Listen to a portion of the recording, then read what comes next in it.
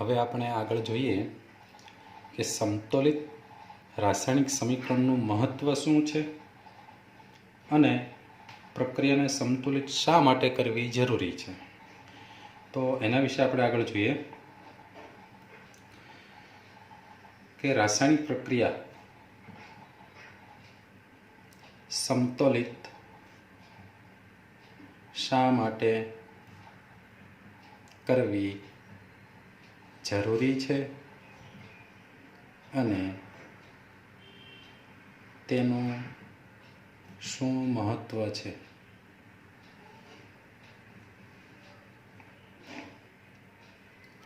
રાસાયણિક પ્રક્રિયામાં બંને બાજુ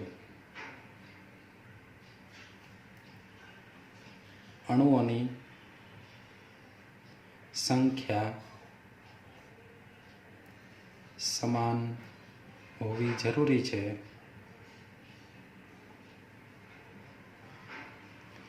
તો જ ખ્યાલ આવી શકે કે બંને બાજુ કેટલા મોલ પ્રક્રિયકો વપરાયા અને કેટલા મોલ નિપજ ઉત્પન્ન થઈ. આમ પ્રક્રિયકો અને નિપજો નો જથ્થો જાણવા માટે પ્રક્રિયા સમતોલનમાં હોવી જરૂરી છે.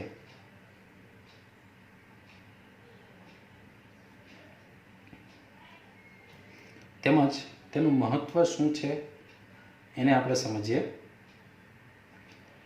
કે દળ સંચય ના નિયમ મુજબ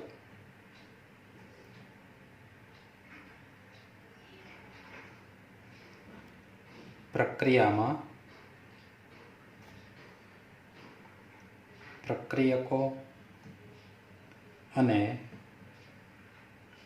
નિપજોનું દળ સમાન રહે છે.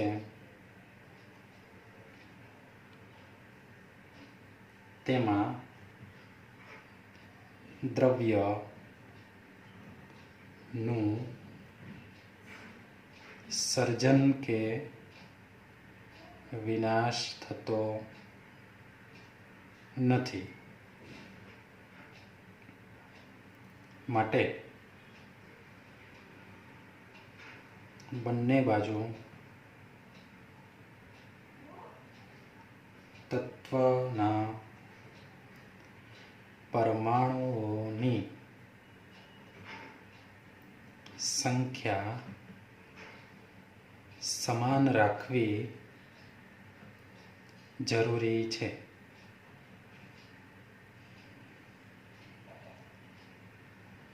આમ રાસાયણિક પ્રક્રિયા સંતુલિત કરવી જરૂરી છે. હવે આપણે આગળ જોઈએ કોઈ પણ રાસાયણિક પ્રક્રિયા હોય તો એને સંતુલિત કરવા માટે કેવા પ્રકારના પગલાં ભરવા જરૂરી છે. તો એના માટે આગળ આપણે જોઈએ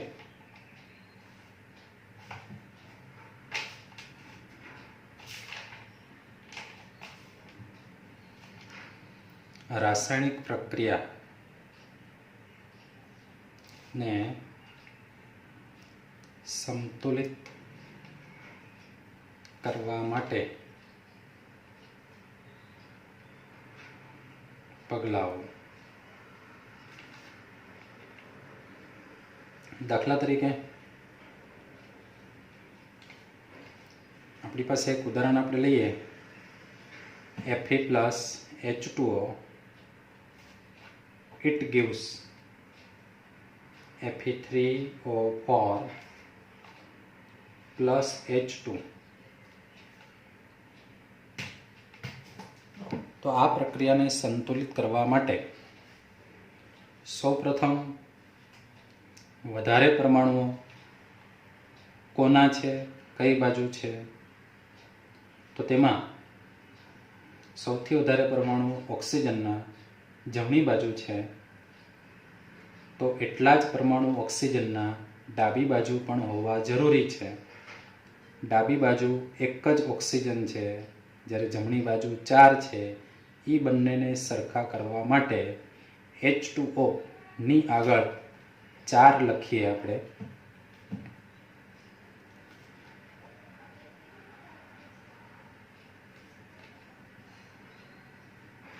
અહીંયા આપણે 4 લખશું, જેથી બંને બાજુ ઓક્સિજનના પરમાણુ 4 ઓક્સિજન, અહીંયા પણ 4 ઓક્સિજન, આ બંને પરમાણુ સમાન થાય છે.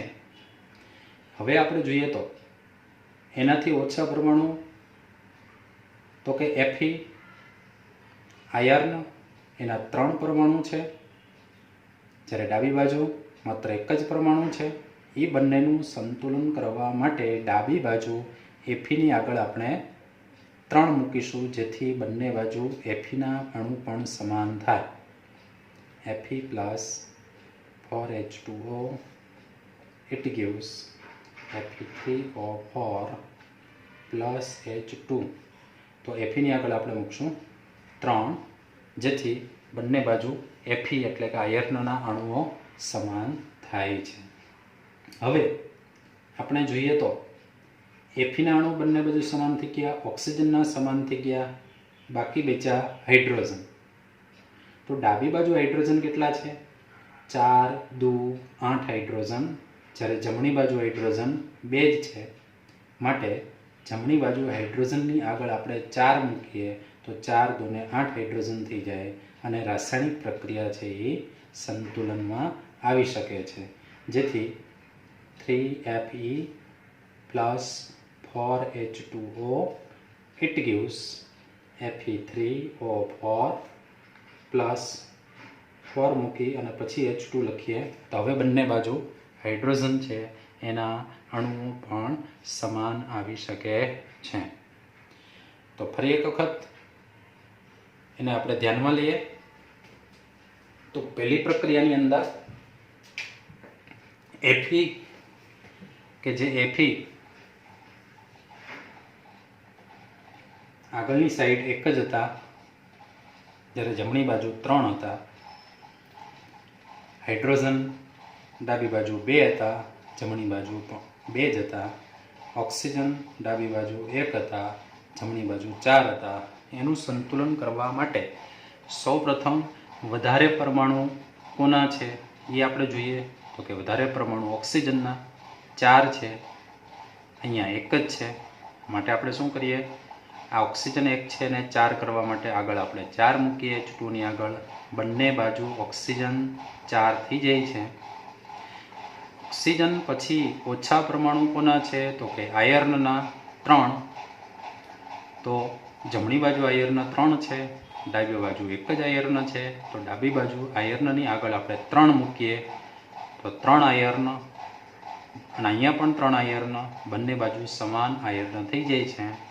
હવે આપણે જોઈએ તો હાઇડ્રોજન છે એ ડાબી બાજુ 4, 2 ને 8 હાઇડ્રોજન, જમણી બાજુ 2 જ હાઇડ્રોજન. તેને સંતુલિત કરવા માટે આ 2 છે ને 4 વડે અહીંયા ગુણીએ તો 4, 2 ને 8 હાઇડ્રોજન, અહીંયા પણ 8 હાઇડ્રોજન. આમ આ રાસાયણિક પ્રક્રિયા છે એ સંતુલિત થઈ ગયેલી કહેવાય. તો દરેક રાસાયણિક પ્રક્રિયાની અંદર આ રીતે સંતુલિત કરવી જરૂરી છે. ત્યારે જ આપણે એની અંદર કેટલા મોલ આયર્ન વપરાણા, કેટલા મોલ પાણી વપરાય છે, અને ત્યારે એમાંથી નિપજ કેટલા મોલ છે એ આયર્ન ઓક્સાઇડ બને છે, હાઇડ્રોજન વાયુ છૂટો પડે છે, એનો પણ ખ્યાલ આવે છે. આમ રાસાયણિક પ્રક્રિયાને સંતુલિત કરવા માટે જેમ વધારે સમીકરણની પ્રેક્ટિસ કરીએ એમ એનું સંતુલન ઝડપથી સરળતાથી આપણે સમજી શકીએ છીએ. તો હવે પછી આપણે જોશું કે રાસાયણિક પ્રક્રિયાઓ છે એના કેટલાક પ્રકારો આપણે શીખવાના છે કે રાસાયણિક પ્રક્રિયા છે એ કેવા પ્રકારની છે અને એના ઉદાહરણો સાથે આપણે એને સમજાવશું. તો રાસાયણિક પ્રક્રિયાના પ્રકારો હવે આગળ આપણે જોશું. રાસાયણિક પ્રક્રિયાઓ ના પ્રકારો. તો રાસાયણિક પ્રક્રિયાના પ્રકારો કેવા કેવા? તો પહેલું આપણે જોશું તો એક સંયોગીકરણ પ્રક્રિયા. બીજી સંયોગીકરણ પ્રક્રિયાની અંદર શું બની શકે? બહુ સરળ, બે કે બેથી વધુ નિપજો બનાવવા માટે બે કે બેથી વધુ પ્રક્રિયકો વચ્ચે પ્રક્રિયા થઈ અને જો એક જ નિપજ બનતી હોય તો આવી પ્રક્રિયા છે એને આપણે સંયોગીકરણ પ્રક્રિયા તરીકે ઓળખશું. ત્યાર પછી બીજી પ્રક્રિયા આપણે જોઈ હોય તો વિઘટન પ્રક્રિયા. કે વિઘટન પ્રક્રિયા કોને કહેવાય? તો વિઘટન પ્રક્રિયા એટલે કે જેની અંદર એક જ પ્રક્રિયક હોય એ તૂટી બે કે બેથી વધુ નિપજ બનાવે છે તેવી પ્રક્રિયાને વિઘટન પ્રક્રિયા તરીકે ઓળખવામાં આવે. આ વિઘટન પ્રક્રિયા સંયોગીકરણ પ્રક્રિયા કરતા ઉલટા પ્રકારની પ્રક્રિયા છે. ત્યાર પછી આપણે જોઈએ તો વિસ્થાપન પ્રક્રિયા. કે વિસ્થાપન પ્રક્રિયાની અંદર એના બે પ્રકારો છે, એક વિસ્થાપન પ્રક્રિયા અને દ્વિવિસ્થાપન પ્રક્રિયા. જેમાં વધુ સક્રિય ધાતુઓ ઓછી સક્રિય ધાતુના સ્થાને જોડાય અને ઓછી સક્રિય ધાતુને છૂટી પાડે છે. આવી પ્રક્રિયાને એક વિસ્થાપન પ્રક્રિયા તરીકે ઓળખાવી શકાય છે. જ્યારે દ્વિવિસ્થાપન પ્રક્રિયામાં બે ધાતુઓ પોતાના સ્થાન બદલે છે અને એકબીજાના સ્થાને જોડાય અને નવી નિપજ આપે છે. તો આવા પ્રકારની પ્રક્રિયાને દ્વિવિસ્થાપન પ્રક્રિયા તરીકે ઓળખવામાં આવે છે. ત્યાર પછી આપણે જોઈએ તો ઓક્સિડેશન પ્રક્રિયા.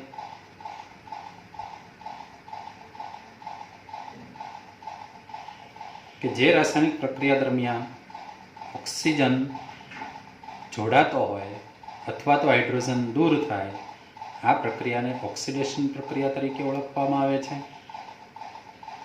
રિડક્શન પ્રક્રિયા. આ પ્રક્રિયામાં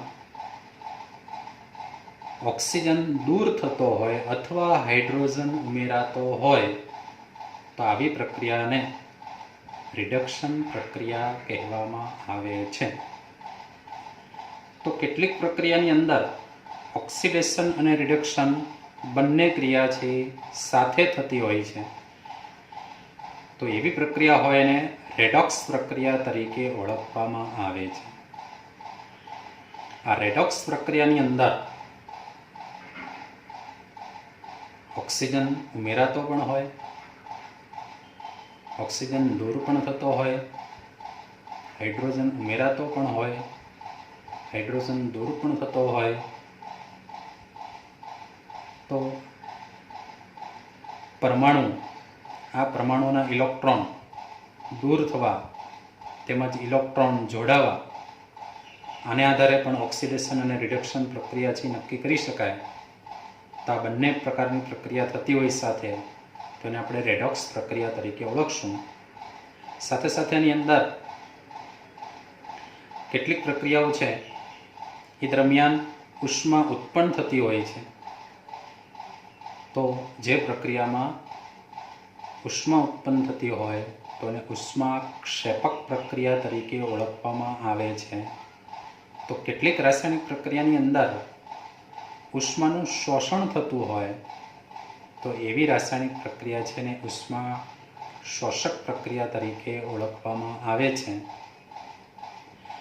આમ આવી ઘણી બધી પ્રકારની પ્રક્રિયાઓ છે એને આપણે વિગતવાર જોશું. તો સૌપ્રથમ પહેલી પ્રક્રિયા આપણે જોશું અને એ પ્રક્રિયા છે સંયોગીકરણ પ્રક્રિયા.